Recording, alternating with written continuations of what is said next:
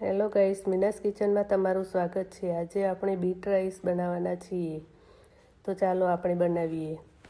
Bit rice બનાવવા માટે સૌથી પહેલાં તો આપણે એક કઢાઈમાં ચોખા લઈ લીધા છે। આપણે તેને 2-3 પાણીથી ધોઈ લીધા અને પછી તેમાં પાણી ઉમેરી ગેસ ચાલુ કરી તેની ઉપર મૂકી દેવું અને પછી ભાત થાય ત્યાં સુધીમાં આપણે બીટને છોલીને છીણી લેવું।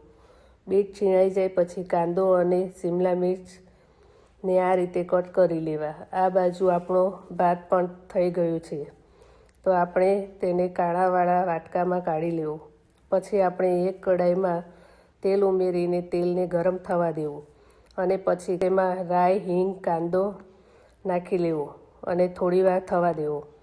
પછી તેમાં કટ કરેલું શિમલા મિર્ચ નાખી દેવું, તેને પણ થવા દેવું। પછી તેની ઉપર મીઠું ઉમેરવું। કાંદો, શિમલા મિર્ચ સરસ ચડી જાય એટલે તેમાં મસાલો એડ કરી લેવો।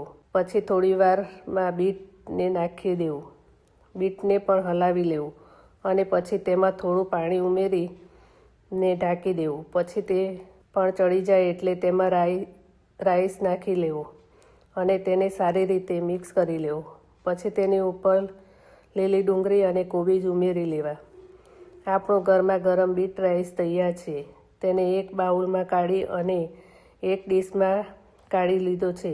તેની ઉપર ધાણાથી ગાર્નિશ કરી લેવું। જો તમને આ રેસીપી ગમી હોય તો વિડીયોને લાઈક કરો, શેર કરો અને ચેનલને સબસ્ક્રાઈબ કરો। Thank you.